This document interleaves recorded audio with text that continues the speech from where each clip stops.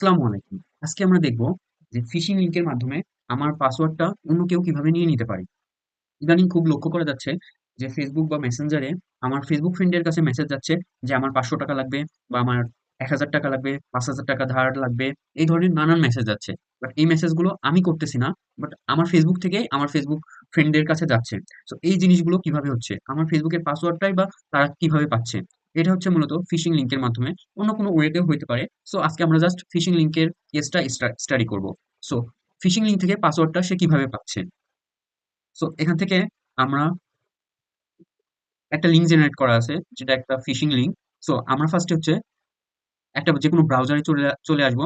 এখন আমরা ব্রাউজার থেকে আমরা জাস্ট আমার লিঙ্কটা আমি পেস্ট করব। সো এখানে দেখতে পাচ্ছি যে একটা লোকাল আইপি অ্যাড্রেসের মতো আসছে। সো এই লিঙ্কগুলোতে তো সচরাচর কেউ ক্লিক করে না। সো এই লিঙ্কটাও আমরা মডিফাই করে ফেলবো। মডিফাই করার জন্য শর্ট শর্ট লিঙ্ক শর্ট লিঙ্কে এসে আমরা জাস্ট আমার লিঙ্কটা আমি এখানে পেস্ট করে দিই, তাহলে আমাকে একটা শর্ট লিঙ্ক জেনারেট করে দিবে। তো দেখতে পাচ্ছি এখানে একটা শর্ট লিঙ্ক জেনারেট করে দিয়েছে। সো আমি লিঙ্কটা কপি করলাম। কপি করে যদি আমি আমার যেকোনো ব্রাউজারে পেস্ট করে দিই, তাহলে হচ্ছে এরকম একটা ডামি মেসেঞ্জারের পেজ আসছে। সো এখানে আমার ইউজার নেম, ফোন নাম্বার অথবা ইমেল চাচ্ছে। সো আমি আমার ফোন নাম্বারটা দিলাম, একটা ফোন নাম্বার দিয়ে দিলাম এবং পাসওয়ার্ড দিয়ে দিলাম। পাসওয়ার্ডটা দিয়েছি 12345।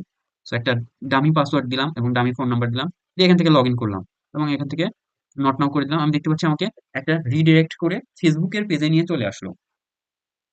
সো আমার কাজ কিন্তু এতটুকুই, আমি জাস্ট লিঙ্কে ক্লিক করছি এবং আমার পাসওয়ার্ডটা দিচ্ছি। এর মাঝখানে কিন্তু এখানে অ্যাকাউন্ট নাম্বার বা ইউজার নেম এবং পাসওয়ার্ডটা কিন্তু আমার কাছে চলে আসছে। তো এভাবে ফিশিং লিঙ্ক থেকে পাসওয়ার্ড চলে আসে। সো আমরা কখনোই শর্ট লিঙ্কে ক্লিক করব না। এখন শুধু শর্ট লিঙ্কেই যে ক্লিক করবো না, এটাও কিন্তু ভ্যালিড কোনো রিজন না। সো আমার কাছে যদি এটার পেইড ভার্সনটা থাকে, এটা কিন্তু আমি আমার মতো করে মডিফাই করে নিতে পারবো। সাপোজ আমি এখান থেকে দিয়ে দিলাম facebook.com। আমি কিন্তু এখানে ৩টা ও দিয়েছি, বাট ফেসবুকের কিন্তু ২টা ও হবে। সো এভাবে হচ্ছে শর্ট লিঙ্ক গুলো কাস্টমাইজ করে নেওয়া যায়। সো শর্ট লিঙ্ক বা কাস্টমাইজ লিঙ্কও আমরা সরাসরি ক্লিক করব না।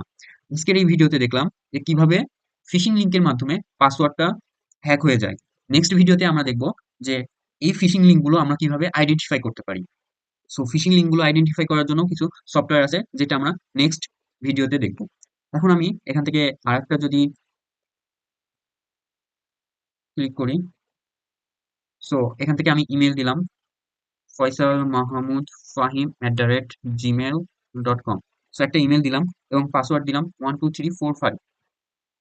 দিয়ে যদি কন্টিনিউ করি, নট নাও করে দিলাম এবং আমাকে জাস্ট ফেসবুকের অরিজিনাল পেজে রিডাইরেক্ট করে দিল। এটা আরো রিয়েলিস্টিক করা যায়। সো আপাতত জাস্ট একটা ডেমো হিসেবে দেখাচ্ছি।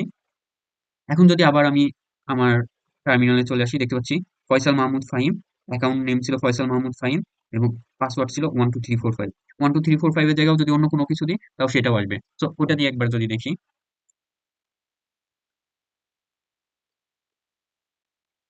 fahim@gmail.com দিলাম এবং পাসওয়ার্ড হিসেবেও দিলাম হচ্ছে fahim@gmail.com।